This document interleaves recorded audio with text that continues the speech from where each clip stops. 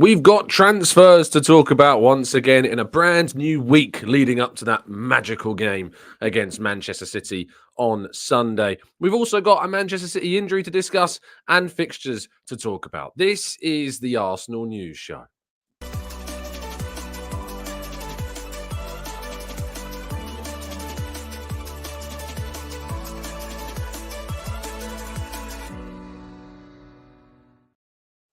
Hello and welcome to the Gooner Talk, back again with you guys for another episode of what is the Arsenal News Show, joining you every single morning at 8 a.m. UK time. Thank you for doing so, being here, being with us. It is hugely appreciated. I've just realised I've done that thing that I've never... I do this every show. I'm looking down at the floor, I'm looking at the plug socket, and I've not plugged it in again. Honestly, I'm a consummate professional, I swear. Right, good morning to those joining us at the chat box. Thank you so much, as always, for doing so. Matt G, James, Peekahoo, Kaiser, Paul, Glenn, Martin, Temmie, Carl, Rowan. We got Steve and Paul and Emmett, Ansa, Franklin, Vlad, Lucas. We've got Arasilki, Brian, Vlad, Josh, Jedz4. Jedz4. I can't even read now. GC4. Thank you, everyone, for tuning in. It's hugely appreciated. I'm still like bunged up in my head, so you will see me muting from time to time as I try and, just keep everything inside my head. I feel like I've been not ill because I'm not ill anymore, but why I am. I just, it's not the final it's a horrible word I'm going to use, but the final dregs of being ill. I still feel like it's all up here. So apologies for that. I'm going to try and spare you from sniffling noises, but yes, that's the tactic that I've got. But do please, if you haven't done so already, drop a like on today's video. It'd be hugely appreciated. And if you could indeed subscribe, helping us on our way to 60k, that'd be great. We only hit 55k a few days ago, and we're already nearly halfway to 56, which is kind of mad. The community, the family of here continues to grow. So thank you. And if you're listening on catch up, make sure you hop over to YouTube as well. And please do drop a like as well and help us with the cause as we run towards that 1k every day target. Right, we start with the WSL. Arsenal left it late in the end. Very, very frustrating. Oh, look in the chat box. Lord Ferguson Aberdeen says no women's football, thanks. Screw you. We're going to talk about it for an extra minute. So Arsenal leave it late in the WSL, but thankfully Lottie Wubben-Moy and Stina Blackstenius scoring in the 80-plus minute, both of them, to give Arsenal those extra glorious points in order to stay within the title race. I saw a question actually in the chat box this morning talking a little bit and asking a really important question actually about the WSL, which was, where is it? Asking about the qualification for the Champions League. It was a really good question and worth asking. I can't find it now. Sorry for whoever it was that asked the question. But someone asked the question about where in the league table does it kind of stand you for qualification to next season's Champions League. Well, Arsenal currently sit in third place. That win over Aston Villa takes them 8 points clear of Liverpool in fourth. What more is we've also got Manchester City and Chelsea 6 points now ahead of Arsenal. So we kind of got this buffer. It seems that third place is where Arsenal are most likely to finish. But third place will still get you qualification to the qualifying rounds of the Champions League. And so for that reason, it's going to put us into round one. You have to then get through round one, go to round two. And then when you qualify for round two, you go, I think, into the Champions League. So it's a lot of work, but it's important still that we qualify. And so that victory, especially with Liverpool losing, was really important. And Manchester United losing, also very, very important. So really, really good stuff. Lovely stuff. And an important win and one that takes pressure somewhat off Jonas Eidevall. Moving into our North London derby chat and the fixtures that have been arranged, as we talked about a couple of days ago, when we talked about how they've been arranged to basically give us a very, very hectic end to the season. Basically, between now and the final week of the season, if we were to beat Bayern Munich, we play 2 games every single week. We've got Luton in midweek next week. We've got Bayern Munich the week after that. We've got Chelsea, I think, the week after that. We've then got Bayern again the week after that. I think is it The Chelsea game after the Bayern games? What's in between? Oh, sorry, no, it's Bayern back-to-back. So we got Luton, then Bayern home, Bayern away, Chelsea at home, then the semi-final of the Champions League if we make it, then the other leg of the semi-final, and then it's Manchester United, Old Trafford, and then it's the last week of the season, which is kind of mad. But the fixtures have worked out so that Tottenham will get a 15-day break before the North London derby. In those 15 days, Arsenal will play 4 times. 4 times. It's going to hectic. But that's what happens to the big teams. Teams like Spurs at the end of the season don't have many games because they're not really in too many competitions of note. Whereas Arsenal, huge team now. Not even now, always been a huge team, but very much back and playing at the elite level. And so therefore we have a lot of games to play in very short spaces of time. And so we've got to try and navigate this rather hectic fixture list. And hopefully we will be able to do that. But it is going to cause us quite the issue, I think. It's going to require rotation. It's going to require confidence. But we got this. Moving forwards, and Kyle Walker is now in a pretty tricky situation for Man City. The fullback who was taken off against Brazil for England in the 21st minute at Wembley, having suffered something of, it seemed like a muscular problem. He came off injured and has now returned to Manchester City. He is unable to take part in the second England friendly. What does this mean? Ahead of Sunday, less than a week now, of course. I think that what you've got from a point of view is you've got to take everything with a pinch of salt. As Matt G says here, he'll be fine. He'll be fine. And, I can't help but worry that Matt's right. I don't want to wish injury on players. I don't think that's the right thing to do. But I will absolutely take any boosts that Arsenal can get going into this game. And there was question marks about Haaland, but he's obviously playing for Norway. They've recalled Diaz and Bernardo Silva. De Bruyne didn't take part in Belgium's international games. Of course, Arsenal have returned players like Gabriel and Martinelli and Saka as well. We all know the plays. We all know the street smarts of these teams. Will Kyle Walker be available? He's a massive player for City, of course, as well. And if we have Martinelli fully fit for that game, Walker against Martinelli is going to be a very intriguing test. If not, you can think that probably like a Kanji will maybe play right back. I guess we'll have to wait and see. But Kyle Walker at the moment has returned to City, having suffered an injury playing for England. Moving to our final couple of transfer lines, and Arsenal are said to be pushing hardest for Girona left-back Miguel Gutierrez. This is according to Relevo in Spain. Arsenal are said to be keen on the Girona left-back who is on loan from Real Madrid this season. He's a player that we have been linked to before, but this is the first kind of story come out of Spain that's updating us on this link. And there are suggestions that Arsenal are the team that are pushing the most to try and sign the young fullback. I didn't necessarily look at an out-and-out left-back as the one that Arsenal might go for. I know Yoral Hato can play there, but he's also mainly a left-sided centre-half before anything else. And so for that reason, I thought a versatile defender would be the one that Arsenal go for. So there could be some question marks raised about this deal. But he is a player that has been linked to Arsenal for a fair chunk of time. So it could indeed turn out to be true. So I guess we'll have to wait and see on that one. And lastly, according to the Daily Star, Arsenal are monitoring the situation of Morgan Gibbs-White, the Nottingham Forest attacking midfielder who's played in wide position, he's played in a number 10 position. This doesn't make much sense in my head unless we are selling Smith Rowe and Fabio Vieira.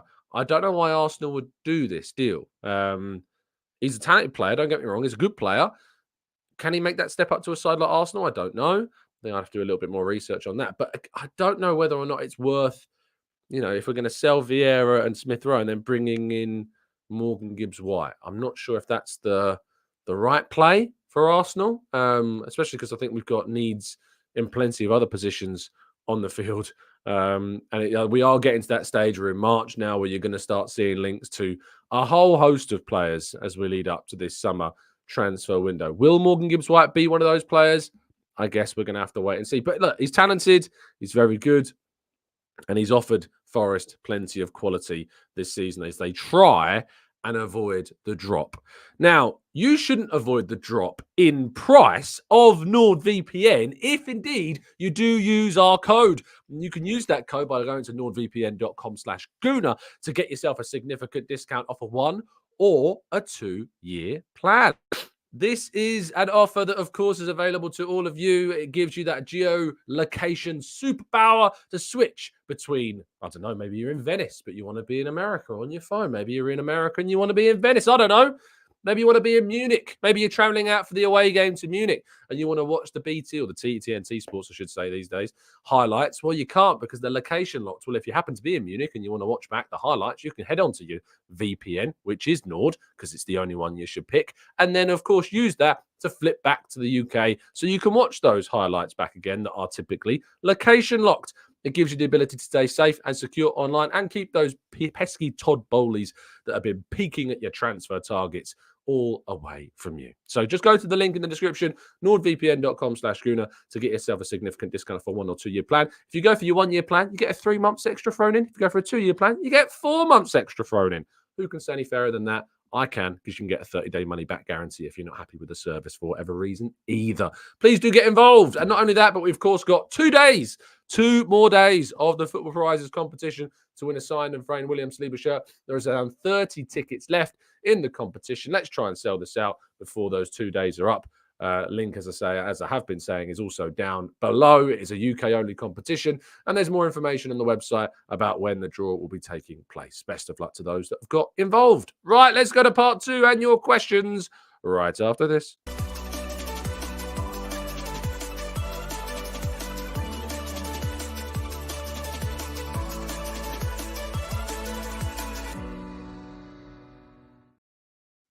Okay, then. Right. I guess we will jump into the chat box. Temi says, can we do some more on women's football? We could do some more on women's football if you want. I could talk more about WSL if you like, just so we can annoy the misogynists and the sexists that sadly try to join us. Well, you can be sure that they'll be gone quicker than you can say Stina Blackstenius. Right, let's go to Trevor, who says women's football is suffering with bad decisions like the men's football is at the moment. I think that ultimately, in the women's game, there's obviously more that still needs to be done.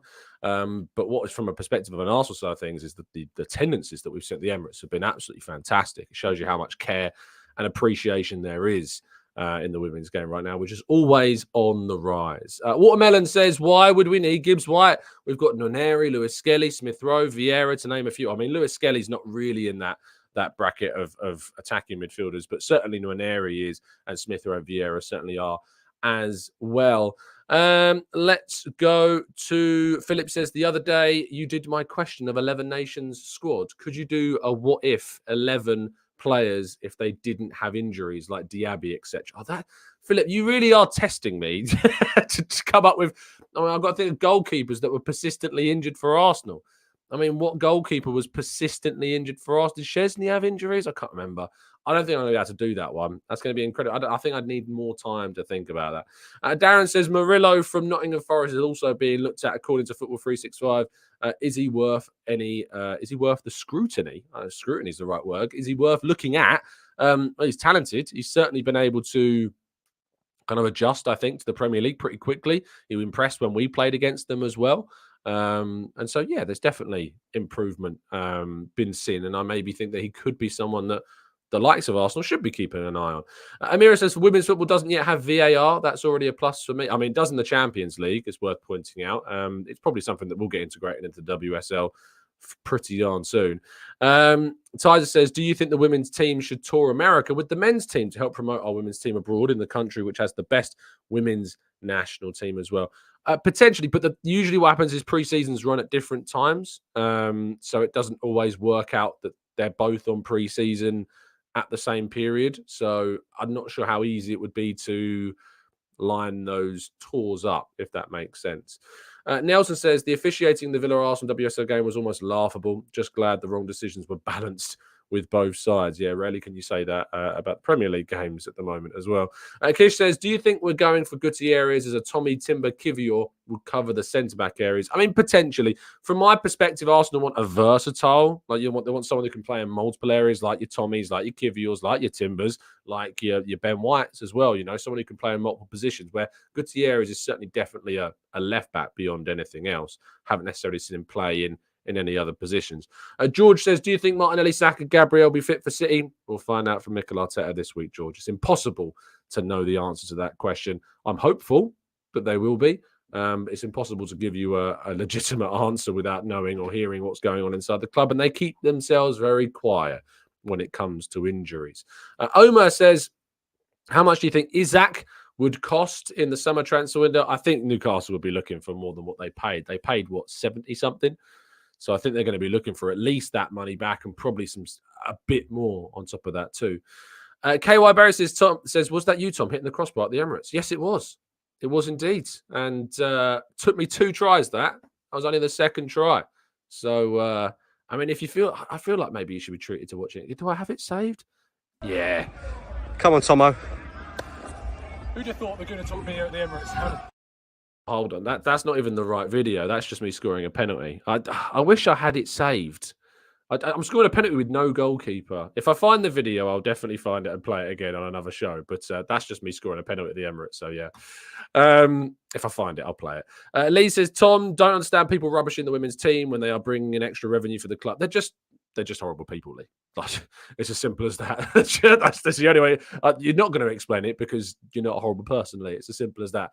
It's like the amount of care, the amount it bothers somebody that it gets like a minute or two's attention, which, I wish I could talk about it more. Ultimately, my specialty is in the men's side of the game. I cover the women's team in terms of kind of providing the updates on scores, on transfers and stuff like that. But it's not my specialty whatsoever. But I still cover it because it's Arsenal, and this is the Arsenal news show. It's not the Arsenal men's news show at all. Some people, sadly, in 2024 are still misogynistic, still sexist, still can't deal with the fact that a woman is allowed to play football. People need to grow up, sadly, but plenty don't, and it's a real shame. Nell says, Tom, did you watch England against Brazil, and what did you think? I was there, mate. I was working the game at Wembley. It was dull. It was a classic Gareth Southgate performance, of which I'm just really quite sick of at this stage. Really quite bored of. Maximilian says, now you're just showing off. Hey, look, I really don't mind putting up the videos of me scoring a goal at the Emirates. It's certainly a moment in my life I'll cherish forever. Walter says, Tom, do you think the women's football should only consider hiring mostly, if not only, female staff and coaches? The reason is that it's hard for women to break into the men's game at all levels. I think that it's a fair question, by the way, to ask. Should the women's game only hire female coaches and staff? I would say that, sadly, there's a reason. And I say the word sadly here. I think what's important about that is that the men's side of the game had a massive head start, right? Because women for a long time in England, I can only speak from my history and historical knowledge of England, for a long time, women weren't allowed to play football, weren't allowed to coach football, weren't allowed to have anything to do with football for a long time because, historical sexism, right?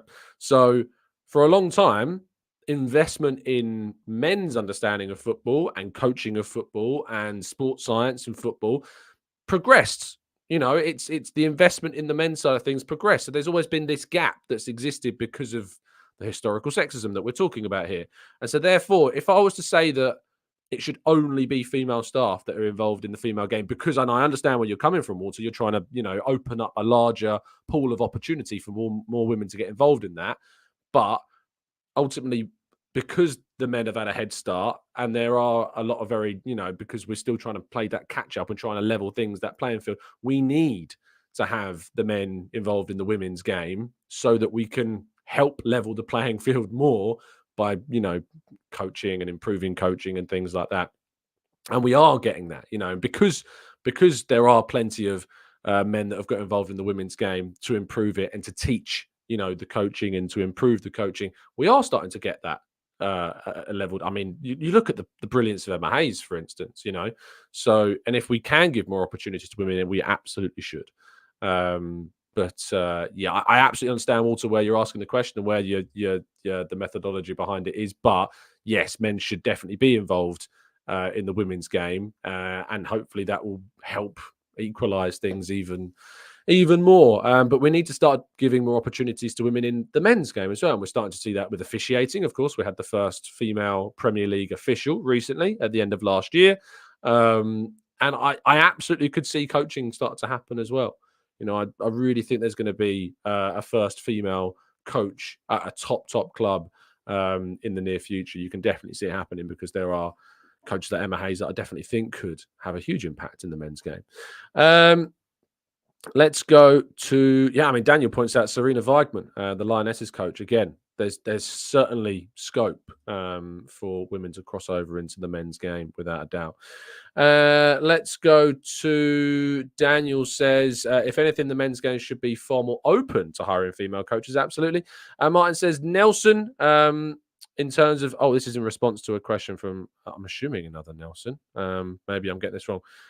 In terms of pure profit, is when you bring players through the academy and you pay nothing for them. Yeah, basically, if you're talking about pure profit, it's regards to kind of the players that, as Martin's pointing out there, players that come through the academy, like Mason Mount is a good example from Chelsea.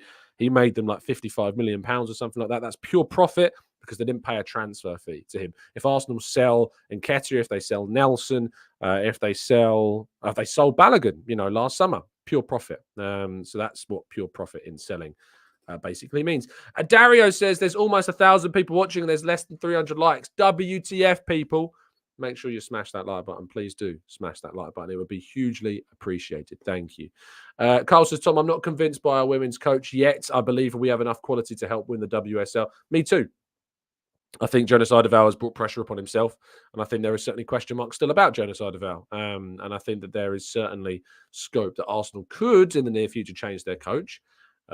If indeed the right coach becomes available. Vivian says we have female medical staff in the men's football game as well, which is progress on how it used to be. Indeed, one of our higher up medical staff members is indeed female. So there is plenty of effort going into it. Grantley Poo says, Tom, do you think the improvement in squad this year and maybe the return of Timber will help us through the fixture congestion? I think the return of players is definitely going to help us through that period where we've got 4 games in 15 days when Spurs have got that break. So yeah, without question. Pratika says the women's team need a week in Dubai. I mean, if it has the same effect out on the men's team, surely if there's an opportunity to do that, you'd hope that they would. SJ says also before the war, women's football was more popular than men, or rather during the war. The associations didn't like it and stopped women playing. During the war, women's football had a huge boost, didn't it? Because obviously the men were away on service, and so I think women. This is my knowledge of history isn't amazing, but I'm pretty sure that women took over in terms of football that was being televised and broadcast, and taken place during those years in which the Second World War was going on. I think that's true. I'm pretty sure I read an article about that. Martin says, Tom, Nelson was asking if you paid big money for a 16 and 17-year-old and then sold them. Well, obviously that wouldn't be the same. So pure profit, if you paid a big fee for a 16 or 17-year-old and then moved them on, you still would have that offset by the transfer fee that you paid for the player. So yeah, it's different. You have to bring through the academy from like a really young age, not really young necessarily, but also the young side of things. Ace is going to bring us some information. In the war, women played all the football and entertained the entire country, as there were hardly any men around at that point, and then they were banned when they returned. Okay, so see what I mean? Historical sexism. It's there for all to see. Derek says, Tom, how important will Declan Rice be Sunday? So important to have him and Saliba also, who, by the way, happy birthday yesterday to William Saliba, turned 23. And genuinely think Havertz maybe gets the winner. I mean, having Saliba this time at the Etihad is going to be massive. We didn't have him last time. Kai Havertz in the team, Declan Rice in the team, David Raya in the team. There's improvements, isn't there? There's presence We've got potentially Kivior playing left back instead of Zinchenko. He might add a little bit more defensive steel. He came on against Liverpool and certainly provided that. Can play in big games. We know that from his performance against Porto. So yeah, we've got a lot to still have there. We've got a lot of progress that we've made in this time since the last time we went to the Etihad. Let's wait and see. I'm very, very excited indeed to see what happens. Amberley says the French team gained silly, but an Arsenal cake. It was nice. I did see the cake. It looked very nice, very inviting. Not one for one on a diet at all. Lee says, Tom, do you think Partey stays or goes in your opinion? It depends. And that's sitting on the fence, but it depends on the offers that we get. If we get an offer in the summer that they deem, viable, I think they would be very open to moving him on. But it depends if those offers materialise. Will teams be willing to pay money for a player that's had significant injury issues? We're going to have to wait and see. Steve says, do you think Smith Rowe, Vieira and other fringe players would have similar stats to Morgan Gibbs-White if they were at Forest? Great question, Steve. And I guess that's where you've got to weigh up, if you're buying Gibbs-White, are you buying them because your analysis of that player has led you to believe that they'll have a bigger impact at Arsenal? Equally, if you're replacing a player in your team, do you think the player in your team would be doing as good, if not better or worse than the player that you're buying if they're in their situation? It's an excellent question, and one I don't necessarily have an answer to because it's impossible. You can only theorise, but I don't necessarily think that Morgan Gibbs-White would be any better than those players, or those players would be any worse than Gibbs-White playing week in, week out for Forest. Mine says the women's away kit is way better than the high-vis monstrosity that we've got. I'm not a fan of either of them, really. I'm not a very big fan of the women's away kit myself. It's not really my style, and I'm not a fan of the men's away kit either, as you know. So neither am I tasted in kits, really. I see there's some stuff going around about the potential Arsenal home kit for next season with the amount of blue that could feature on it is raising quite the stir online. So yeah, we've already had enough of manufacturers. I think we've spoken enough about that in the last few days, changing things on shirts. But that is a conversation for another day. Well, it's not even that. I really don't. No, I can't get mad around how many people care about that. Matt G says, Tom, did you see the video of Vinny Jr. asking Rice's shirt? Yes, I did, Matt. And it shows you kind of the stature that Rice has arisen to as well. Damien says, you're not a fan of our yellow away kit? I never knew that. I'm sensing some sarcasm there, Damien. Ben says, is Miles Lewis-Skelly signed up to a new deal? I hear he could leave this summer. And whatever happened to Jeremy Pino? He was a tidy player. We talked about Jeremy Pino with DG on the show the other day. I think he had a big injury. I'm pretty sure I had a big injury. In regards to Miles Lewis-Skelly, yes, he has. Oh, hold on. Oh, dearie me, the TGT sneeze making a return. It's the first time in a while I've had that. Doubling up as well. Sorry about that. I'll try and edit that out on the audio side of things. But yes, Miles Lewis-Skelly, I'm pretty sure, has signed a pro contract, and we're waiting for Nuneris to be announced. It's a matter of time, as far as I know. Nell says, starting to think that you just don't like away kits besides from that iconic black and gold one. Not true. I've loved a lot of our away kits, to be fair. I really liked the blue and pink one that we had, and that's, if you thought that I didn't like the women's away kit because of the amount of pink on it, again, not true. I really like the blue away kit we had with the pink trim. Really did quite like that. There was the black one with the yellow high vis trim. So even high vis, I can get on board with if it's done in the right way. What other ones? The yellow one with the black type trim as well, with the cannon as the badge. Really like that kit. Wasn't a big fan of the material, but was a big fan of the kit. So yeah, no, away kits. The bruised banana, of course. The lightning bolt kits. Some classics there too. But away kits are sometimes a bit hit and miss. And next season's ones, I think I'm going to have to see in the flesh before I make a real kind of judgment on it, because the proposed colours, I'm not sure if they work or not, but I need to see it in the flesh to get a better idea about it.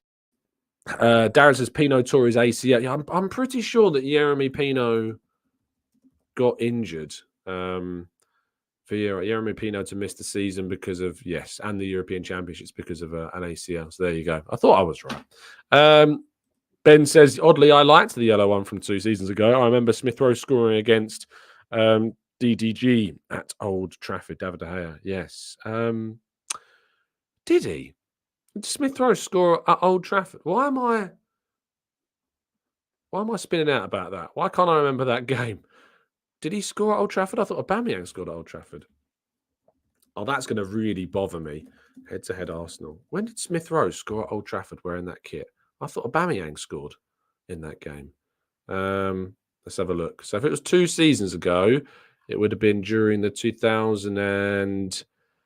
So it would have been during not the 3-1 loss. It would have been the 3-2 defeat. Did Smith... He did! Why can't I remember that game? Smith Rowe and Ødegaard scored in a 3-2 defeat. Ronaldo scored twice. Yes, he did. Okay, I remember it now. We went 1-0 up for Smith Rowe. We went 2-1 down, and then Ødegaard got us back to 2-2, and then a Ronaldo penalty won it in the end. That game, I completely erased that from my memory. Forgot that even happened. Crazy. Yeah, that season, was that the season we finished 5th in the end, I think. Yeah. I didn't necessarily think I'd erase too much of that season from my memory, because obviously it was really disappointing in how it ended, with Spurs obviously pipping us at the end. But I really did forget that Manchester United game. Ronaldo scoring a penalty at the end. I think Bruno Fernandes. Did Bruno Fernandes? Yeah, I said Bruno Fernandes scored, didn't I?